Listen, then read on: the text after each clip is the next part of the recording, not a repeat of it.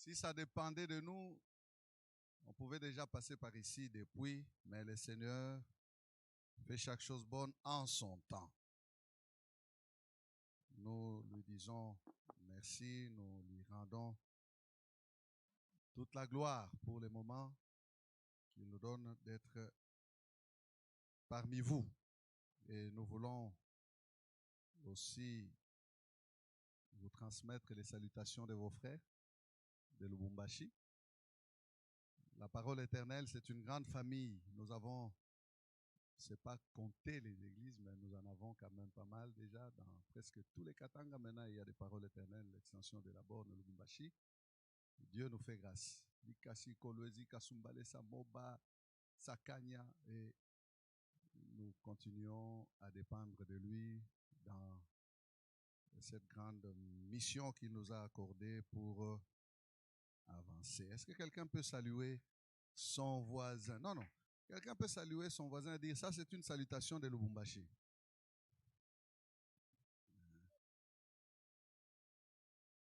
Nous avons des anciens, des doyens de Lubumbashi ici. Voilà. Gloire au Seigneur.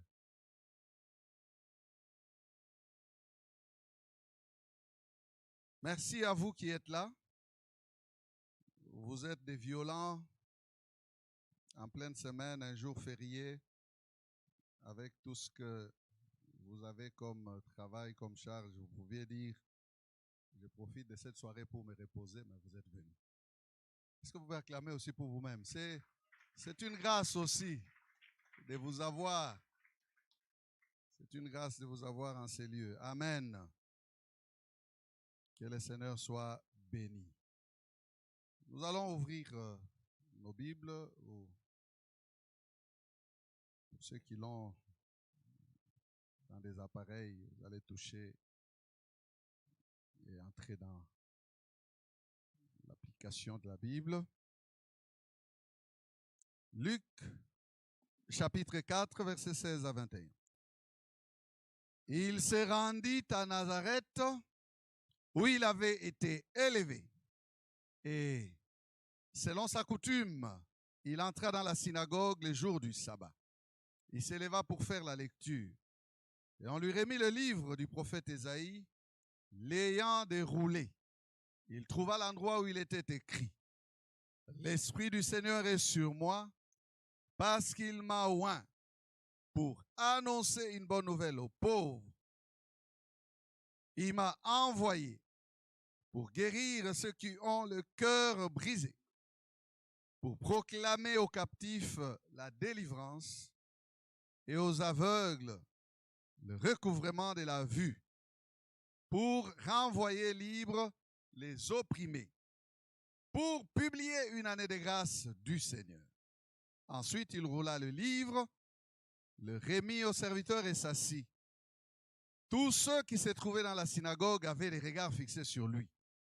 Alors il commença à leur dire, aujourd'hui, cette parole de l'Écriture que vous venez d'entendre est accomplie. Amen. Nous prions. Notre Dieu, merci pour ta parole. Elle est accomplie parce qu'elle a des effets qui s'accomplissent. Merci de nous permettre de bénéficier de ta parole. Merci de parler à un cœur, même s'il est seul, à qui tu parleras. Seigneur, parle. Ton serviteur écoute. Et que tu atteignes le but pour lequel tu envoies cette parole ce soir dans ta maison. Oins mes lèvres, sanctifie-les et glorifie Jésus. Esprit de Dieu, merci de nous donner et de parler avec exactitude de ces choses qui viennent de toi. Au nom de Jésus, nous prions. Amen. Bon appétit. Nous avons là les textes qui parlent de ce que l'on peut appeler un discours programme de Jésus. C'est au début de son ministère. Il n'a pas encore commencé le ministère, il est au début, il est à Nazareth, il entre dans la synagogue et Jésus prend le rouleau, il ouvre le rouleau, il tombe sur ce texte d'Ésaïe qui parle de lui. Il s'approprie cette écriture et il lit et conclut à la fin disant que cette parole de l'écriture s'est accomplie. Quand vous avez la possibilité de suivre le film de Jésus, vous voyez à cette partie, quand il a terminé de dire « Aujourd'hui, cette parole est accomplie », les Juifs qui sont dans la synagogue se fâchent. Ils disent « Ah bon? C'est accompli? Qu'est-ce qu'il veut dire? » Ils vont les saisir et vouloir lui faire du mal.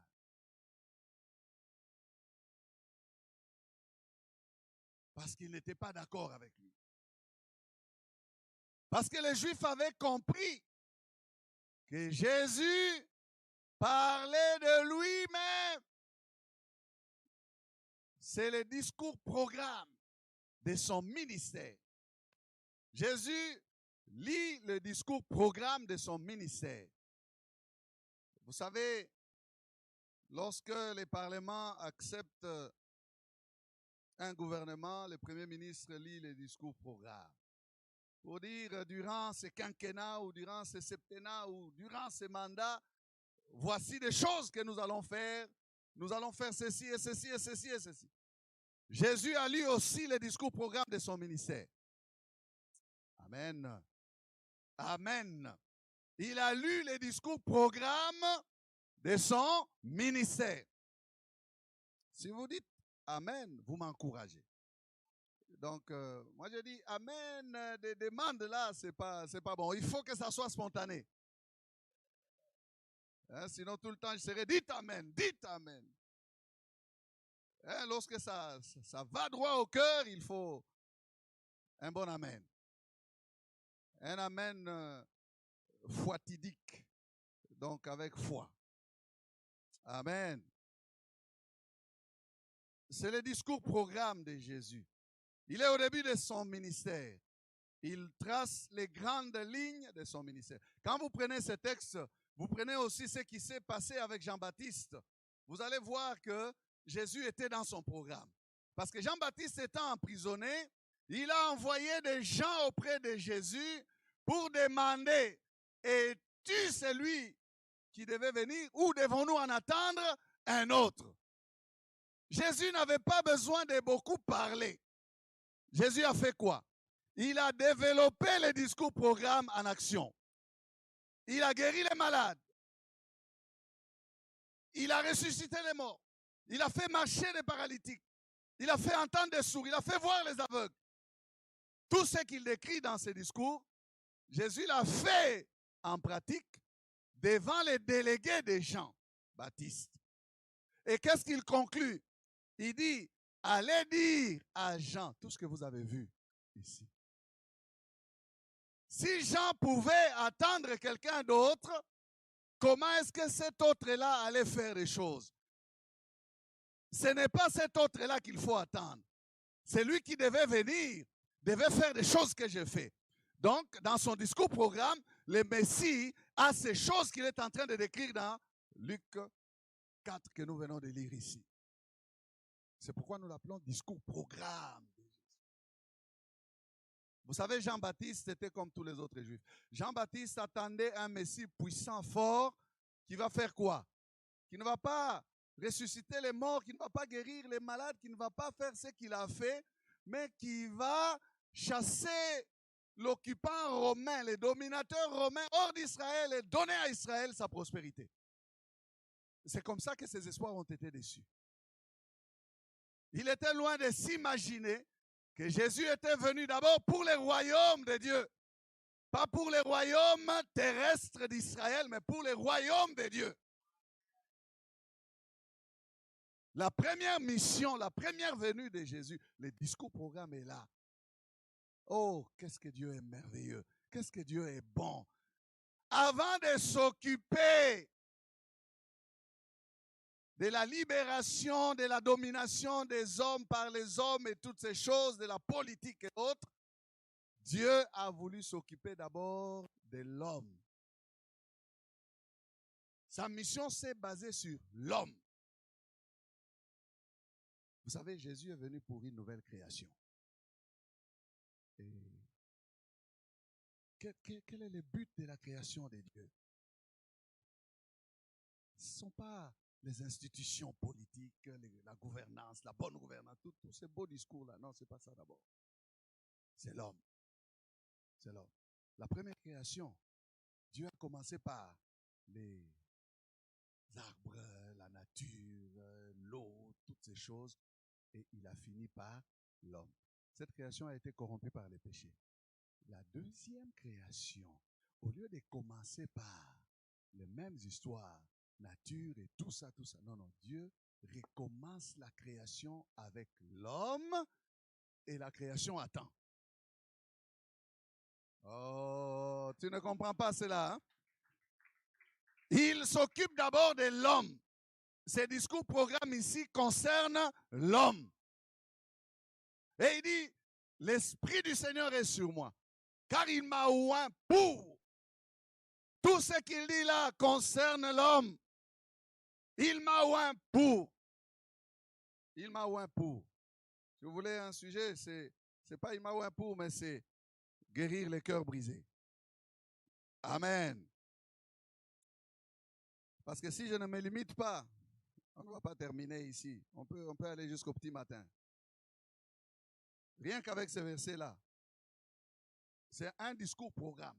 Et imaginez qu'il y a dans la parole de Dieu tout ce que Jésus a fait. C'est que les disciples de Maïs disaient, et il a commencé à nous expliquer tout ce qui avait commencé en Galilée, et passant par, et jusqu'à. Alléluia. Les discours programme. Je voudrais donc me limiter à parler du cœur brisé ce soir. Nous allons nous focaliser sur là. Quelqu'un a compris le contexte. Donc, c'est dans les discours programme de Jésus que nous tirons cette première mission qui est là. Elle est citée après la propagation de la bonne nouvelle, où Jésus a dit, parce qu'il m'a oint pour annoncer une bonne nouvelle aux pauvres. Après cela, il a dit, il m'a envoyé pour guérir ceux qui ont le cœur brisé. Le cœur brisé. Tout comme Jean-Baptiste avait le cœur brisé, il était désespéré. Nous avons encore beaucoup de personnes qui ont des cœurs brisés de nos jours. Il dit non seulement que j'ai l'onction, mais je suis aussi établi, j'ai le mandat, j'ai la mission. Pourquoi il dit l'Esprit du Seigneur est sur moi? Parce qu'il m'a oint, et il ajoute toujours pour, parce qu'on n'est jamais oint pour rien. Ne cherchez jamais le Saint-Esprit pour rien. Le Saint-Esprit, ce n'est pas quelque chose comme Simon le magicien le cherchait pour rien. Prenez un peu d'argent comme ça, moi aussi. Non. Il y a toujours un but pour lequel il nous visite, il nous remplit. Il dit, il m'a oint pour. Il dit non seulement que j'ai l'onction, mais j'ai le mandat. J'ai la mission. Je suis envoyé avec une mission qui est claire et bien précise. Ici, c'est guérir ceux qui ont le cœur brisé. Puisse le Seigneur qui vous a oint vous fasse connaître aussi les buts de cette onction qui repose sur vous. Parce qu'il y a des gens qui sentent qu'ils ont l'onction. Oh, moi j'ai l'onction, j'ai ça bout. Mais c'est pour faire quoi? Ça ne doit pas être pour toi-même. Ça doit glorifier Jésus. Ça doit atteindre les buts de Dieu. Amen. Et Jésus est conscient de sa mission. Il est conscient de sa mission. Il dit, j'ai l'onction, c'est pour faire telle et telle et telle œuvre, tel travail. Il le dit avec assurance. Amen. Il est venu guérir ceux qui ont les cœurs brisés. Vous savez, frères et sœurs, notre monde est rempli de personnes qui ont des cœurs brisés. Et Dieu connaît, et Dieu sait combien sont dans ces souffrances, cette douleur, combien ont les cœurs brisés. Des hommes et des femmes qui ont les cœurs brisés, il y en a parmi nous. même ce soir dans cette salle. Il y a ceux qu'on remarque, parce qu'ils ont la tête baissée, parce qu'ils ont la mine renfrognée. Mais il y en a qu'on ne remarque pas, parce qu'ils ont une bonne mine, mais à l'intérieur, le cœur est brisé. Ils essayent de ne pas montrer cette façade détruite jusqu'à la façade, jusqu'à l'extérieur. Ils ne veulent pas que cela transparaisse, que cela puisse se voir. Et ne vous en faites pas. Même ceux qui ont assez de force pour ne pas démontrer ça, même sur leur visage, ils essayent de cacher ça à leurs semblables, les hommes. Dieu connaît. Dieu sait. Et il sait voir quel est le cœur qui est brisé. Alors il est ici ce soir pour guérir ceux qui ont le cœur brisé. Vous pouvez vous cacher aux yeux des hommes, mais vous ne pouvez pas vous cacher aux yeux des dieux. C'est lui dont il est dit que tout est à découvert et nu au-devant de lui. Il y a ceux-là qui ont même essayé de se soigner par eux-mêmes. D'essayer de guérir ces cœurs par toutes sortes d'artifices, toutes sortes de choses, toutes sortes de techniques. On est allé voir un psy. Vous savez, dans des pays civilisés comme celui-ci, le terme psy, vous connaissez. On a cherché des thérapies pour essayer de guérir les cœurs brisés. Certains ont écopé un échec cuisant, terrible. Et d'autres ont eu de l'accalmie pour peu de temps. Et puis après, la douleur est revenue encore. Vous savez qu'il y a beaucoup de personnes aussi qui, à cause de leur cœur brisé, souhaitent même la mort. Ils désirent ne plus vivre parce que c'est terrible, ça fait mal.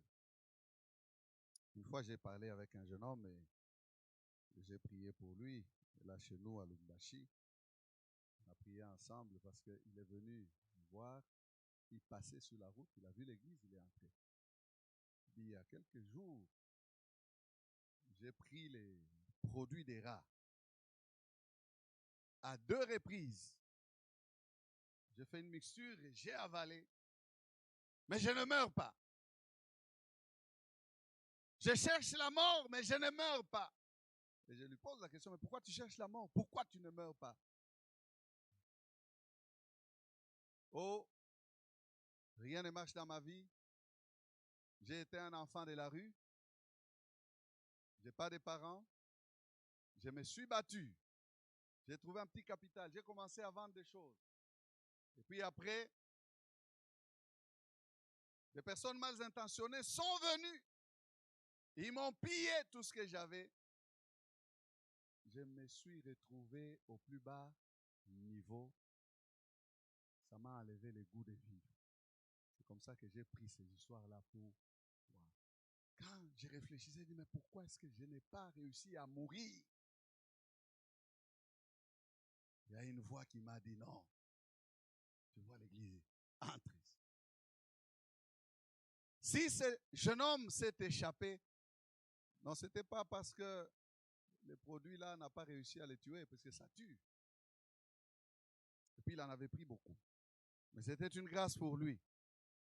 Parce que le Seigneur avait un plan pour sa vie, pour qu'il soit sauvé.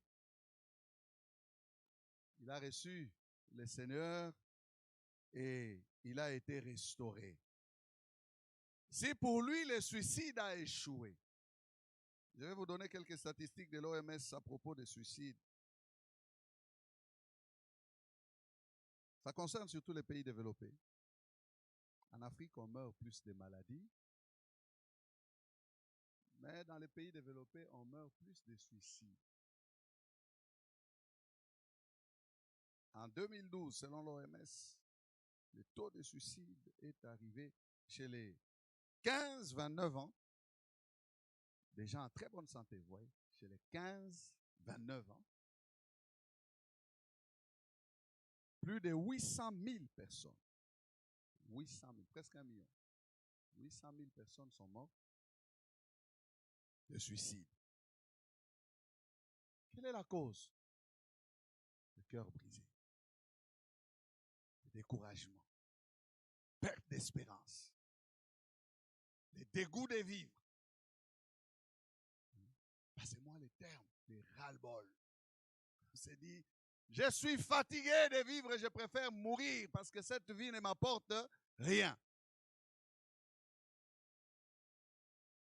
C'est terrible quand on entend ces chiffres. Et c'était les chiffres les plus élevés de toute la décennie passée. Les cœurs brisés, les cœurs blessés, les cœurs qui saignent, les cœurs infectés, touchés. Non, non pas par la maladie.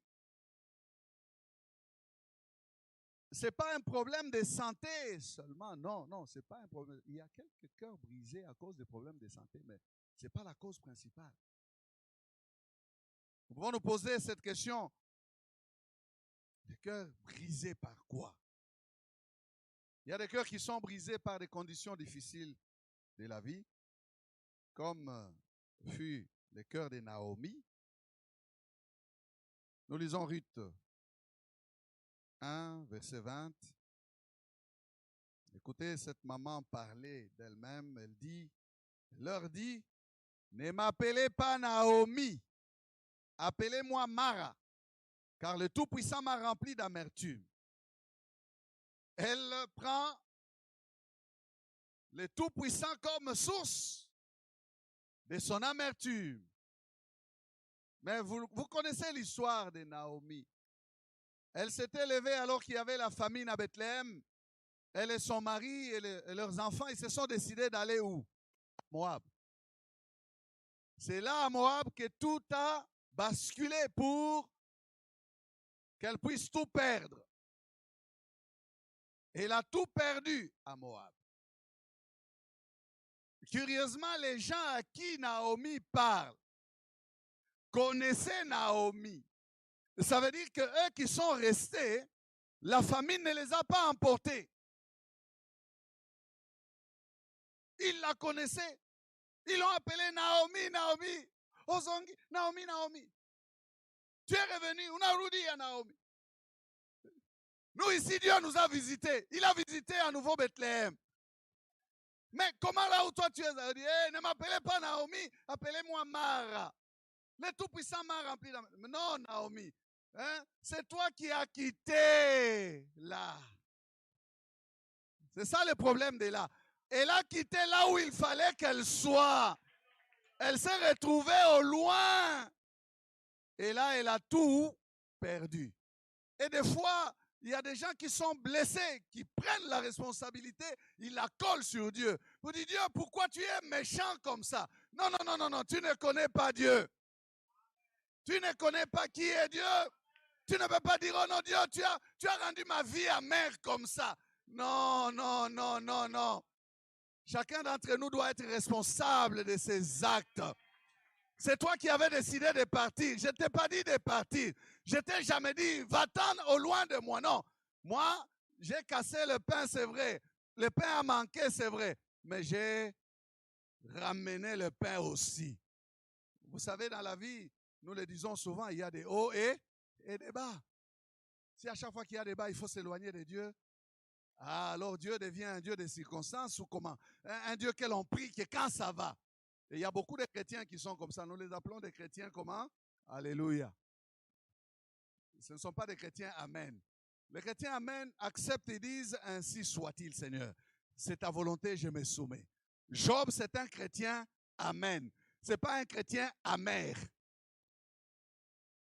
Ce n'est pas un chrétien amer. Ce n'est pas un chrétien alléluia.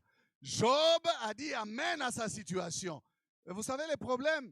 Il avait une chrétienne, alléluia, à ses côtés.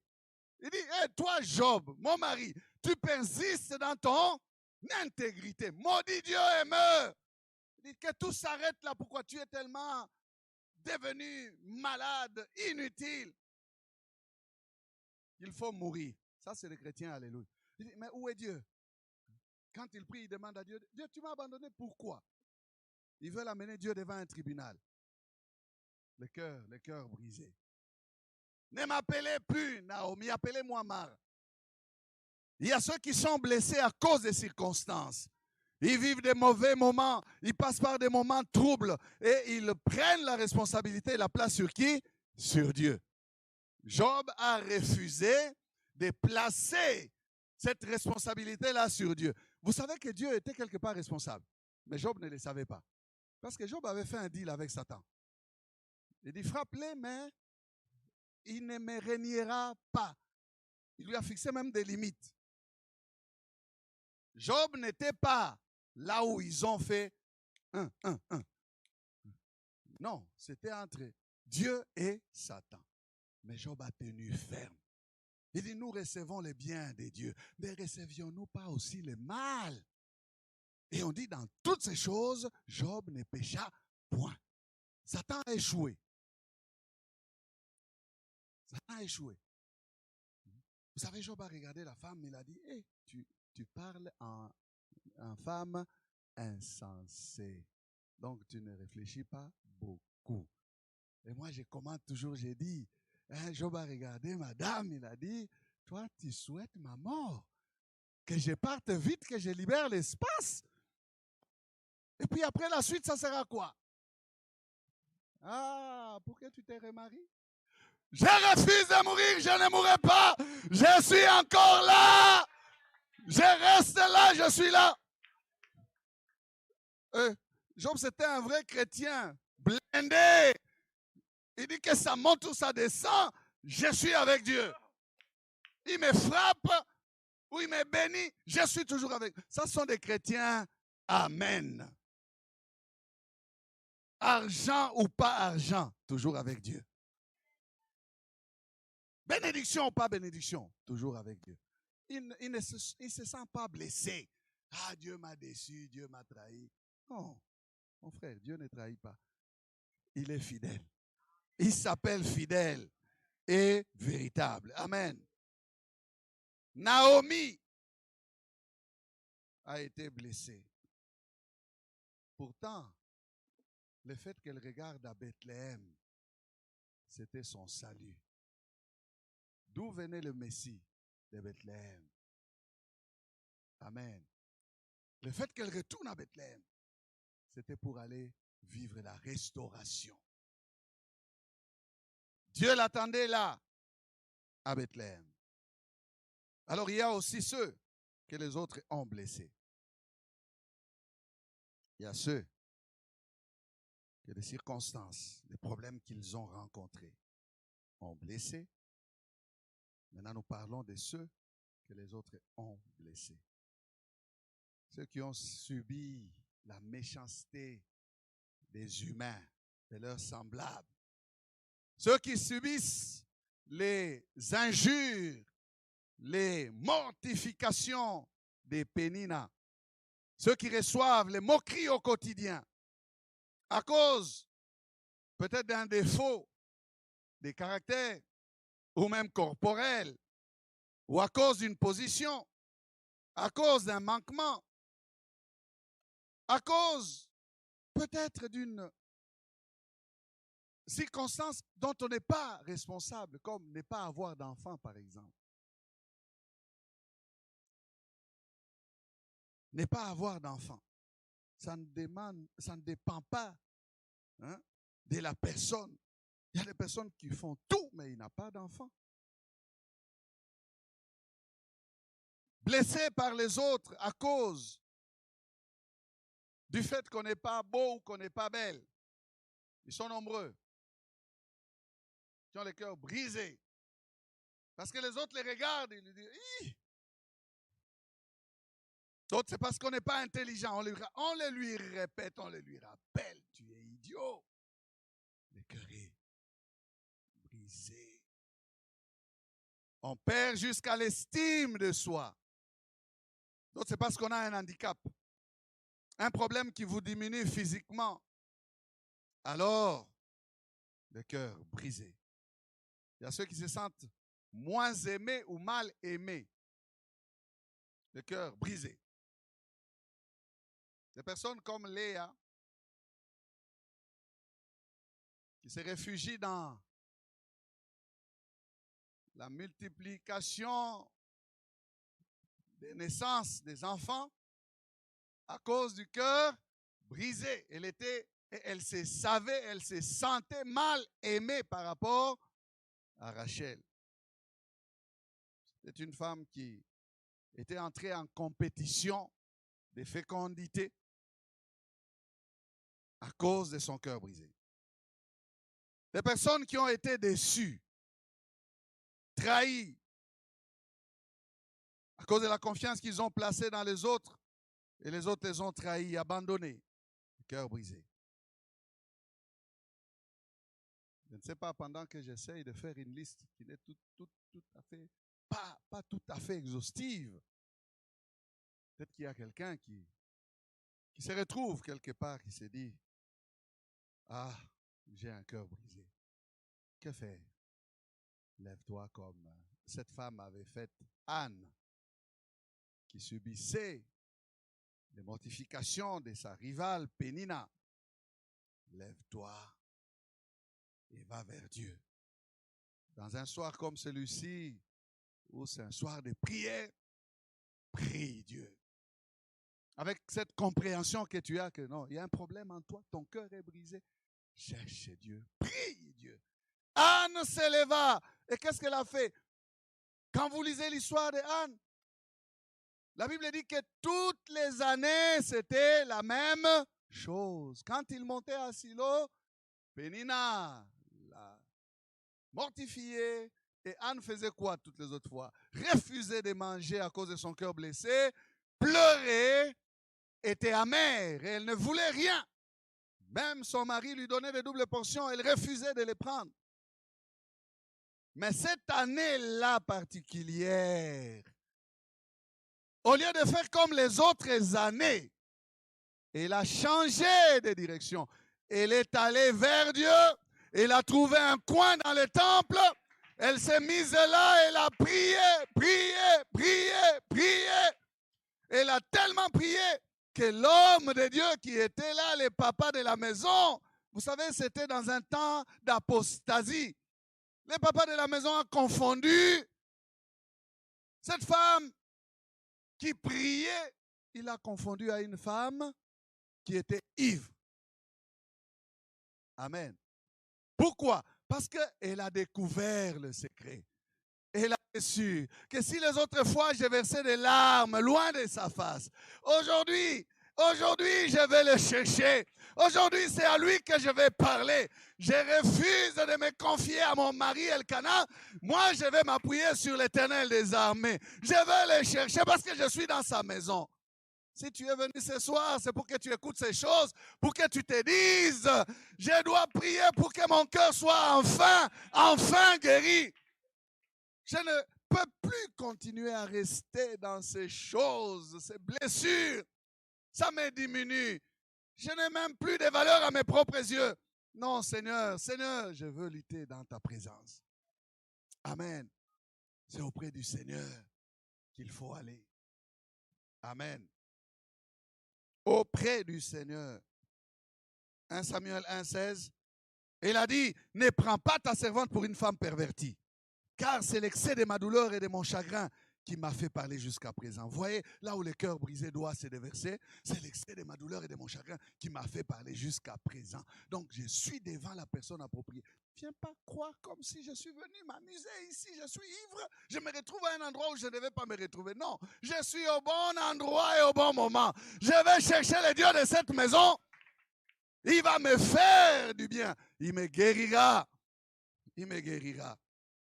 Verse ta douleur, la douleur de ces cœurs brisés devant Dieu ce soir. C'est dans sa présence qu'il y a la solution. C'est à Dieu qu'il faut parler jusqu'à ce qu'il te réponde. Jésus est la réponse.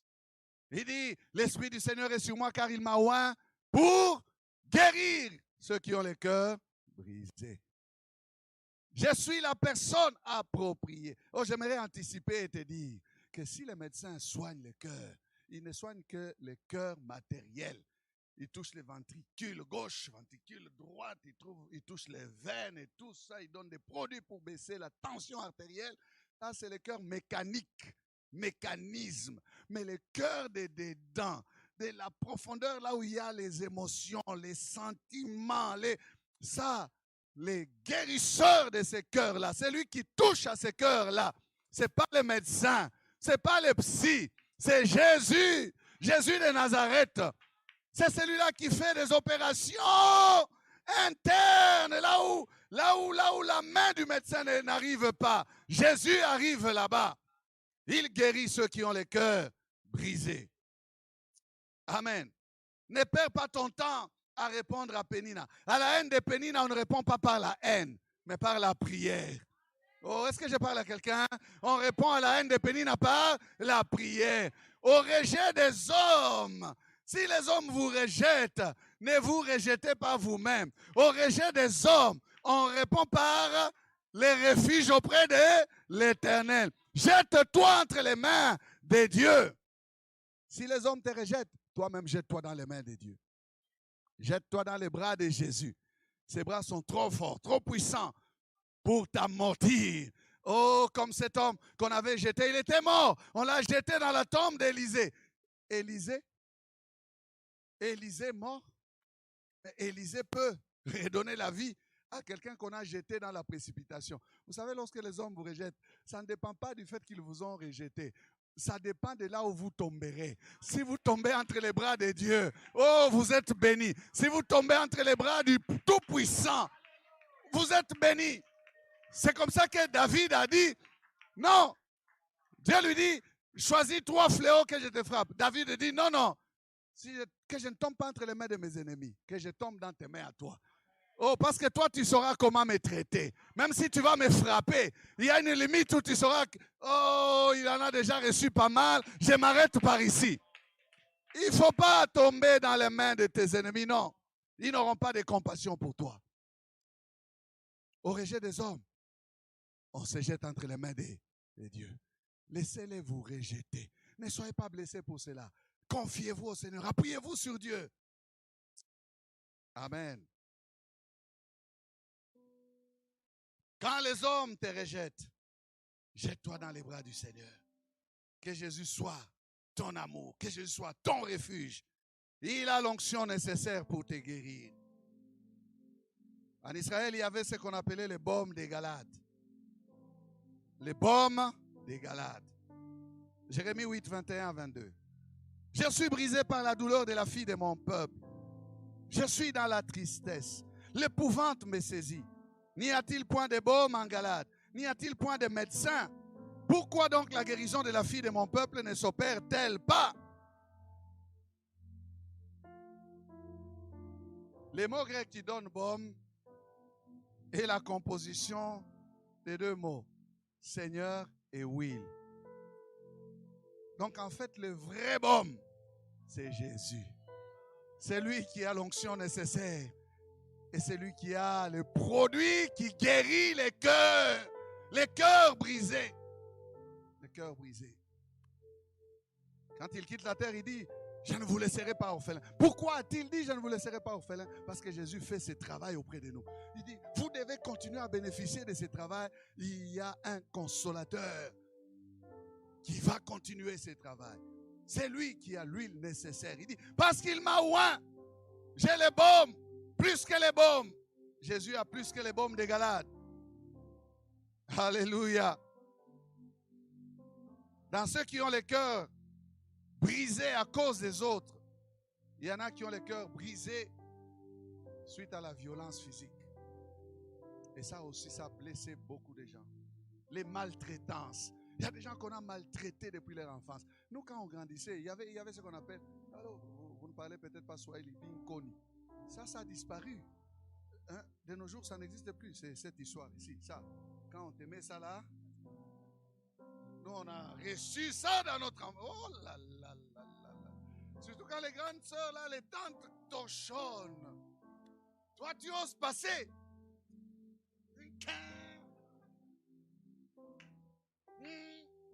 Ça blesse les enfants.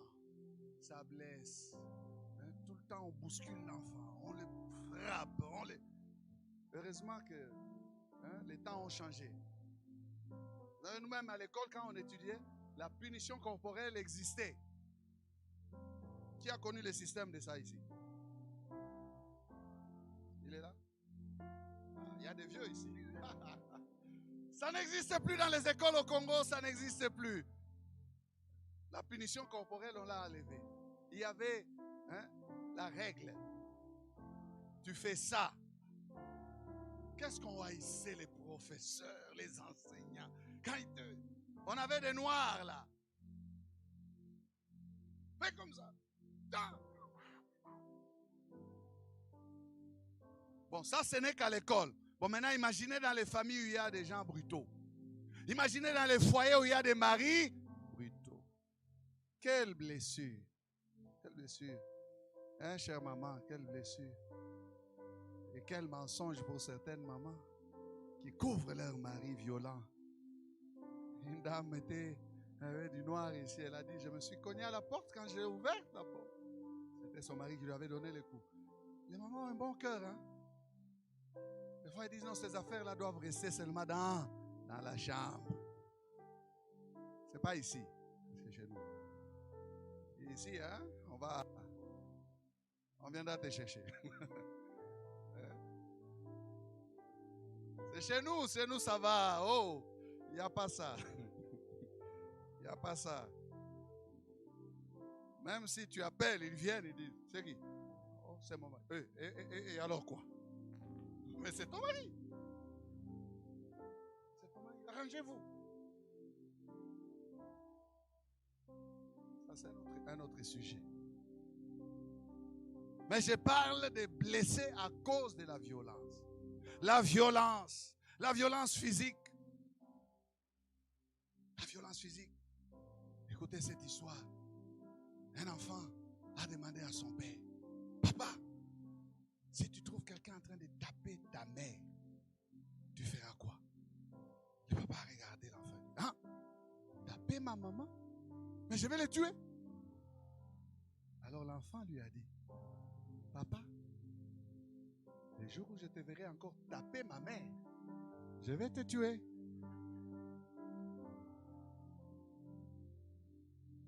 Il voulait avoir une référence. Le père lui a donné la référence de la punition à faire. Il dit, je vois, on tape ma maman. Vous voyez, papa, nous avons aussi des mamans, non? Comment nous faisons? Quand maman a parlé, on est comme des bébés. Oh, maman. Arrête, j'ai compris. Mais les dames là sont aussi comme nos mamans. Et il n'y a que la main du pasteur. Hein?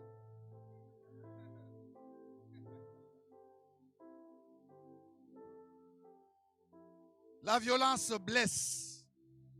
La violence a causé beaucoup de dégâts. Et notre monde est rempli de personnes blessées.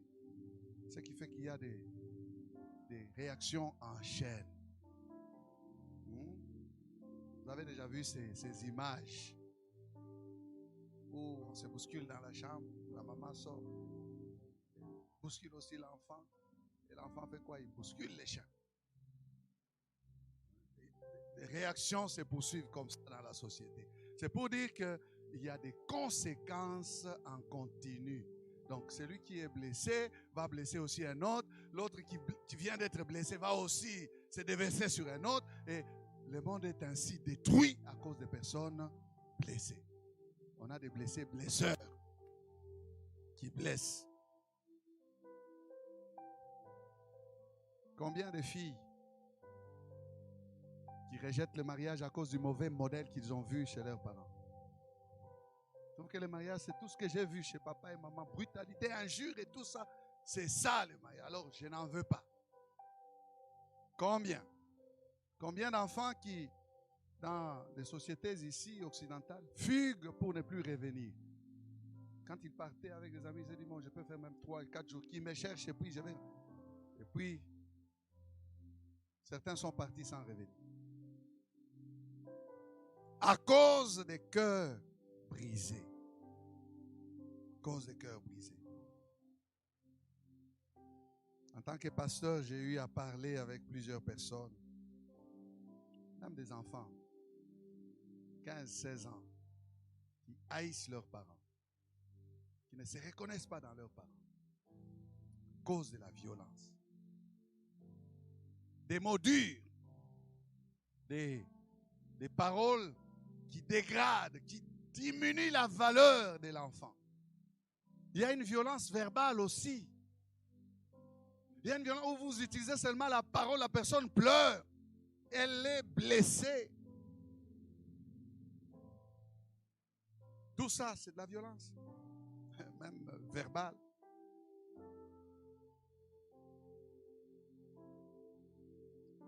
Loin de nous décourager, je suis en train de parler de celui qui a la solution. Jésus est la réponse. Jésus est la réponse, j'ai dit Jésus est la réponse. Si quelqu'un est passé par ces blessures-là, Jésus est la réponse. Mon frère, Jésus est là ici ce soir pour toi. Ma soeur, Jésus est la réponse. Il est la solution. Il y a une urgence pour que tu les rencontres.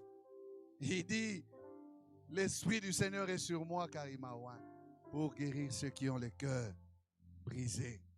Et la Bible dit dans Psaume 34, verset 18, l'Éternel est près de ceux qui ont le cœur brisé et il sauve ceux qui ont l'esprit dans l'abattement. Et dans le psaume 147, verset 3, psaume 147, verset 3, il guérit ceux qui ont le cœur brisé et il panse leurs blessures. Alléluia. Il guérit ceux qui ont le cœur brisé et il panse leurs blessures. Que ce soit l'esprit de guérison qui est sur Jésus t'atteigne. Oh, je disais que ce soit l'esprit de guérison qui est sur Jésus t'atteigne. Il guérit le cœur brisé. Il panse leurs blessures. C'est Jésus qui verse de l'huile sur ces plaies béantes que la société a façonnées, fabriquées ou causées. Parce que Jésus nous veut en une bonne santé morale, spirituelle, mentale. Il veut des hommes et des femmes restaurés, reconstruits. Parce qu'il nous veut vivre la joie du salut. Vous savez, il y a une joie du salut. Où, malgré tout ce que vous avez vécu, mais parce que vous êtes maintenant en Christ, vous êtes, on dirait, réconcilié avec vous-même. Hein? Et c'est cela le terme même. Vous n'êtes plus en morceaux. Vous êtes en entier. Parce qu'il vous a reconstruit. Amen. Le Seigneur guérit les cœurs brisés pour que nous ayons des familles équilibrées, où il fait bon vivre. Il guérit les cœurs brisés pour que nous ayons des hommes équilibrés. La société produit des hommes déséquilibrés à cause des blessures. La société a produit des Hitler, des dictateurs, des hommes violents. Nous voyons tout ce qui se passe dans notre monde. Comment est-ce qu'un homme va se lever, prendre une arme et aller tuer des inconnus? La première personne qui le voit, j'ai vu cette vidéo là, de l'autre côté aux États-Unis. Il filmait, il a mis la caméra sur son arme. Peut-être que vous l'avez vu. Il en a tué ici, c'est 19 comme ça. Poum, poum, poum. Sans regarder, tout ce qui bouge, il tire. Cœur brisé. Cœur brisé. L'école ne corrige pas ça. Parce que les élèves tuent leurs amis élèves. Ils tuent les enseignants. Les familles ne réussissent pas. C'est Jésus la réponse. C'est Jésus la réponse. C'est Jésus la réponse. Il guérit le cœur brisé pour que nous soyons des disciples responsables. Qui puissent amener la bonne nouvelle. Qui puissent proclamer la paix, comme il dit, qui sont beaux les pieds de ceux qui annoncent les bonnes nouvelles, qui apportent la paix. Si on n'est pas en harmonie avec soi-même, comment on va donner la paix aux autres? Jésus travaille pour que nous soyons des procureurs de paix. Étant en paix avec lui, étant en paix avec nous-mêmes, nous pouvons aussi donner la paix aux autres. Avoir, bien aimé, cet équilibre en nous. Sortir de ces cadres des blessés-blesseurs. Et être vraiment des citoyens de son royaume. Son royaume est fait des hommes et des femmes qui ont tout connu, certes, mais qui en ont été guéris, délivrés. Nous pouvons être passés par là. Mais c'est de loin derrière nous. Parce que Jésus nous a visités. Alléluia. Et il est ici ce soir. Je m'arrête par là pour qu'on puisse prier. Pouvons-nous nous tenir debout? Et le seul appel que je vais faire, c'est quiconque est concerné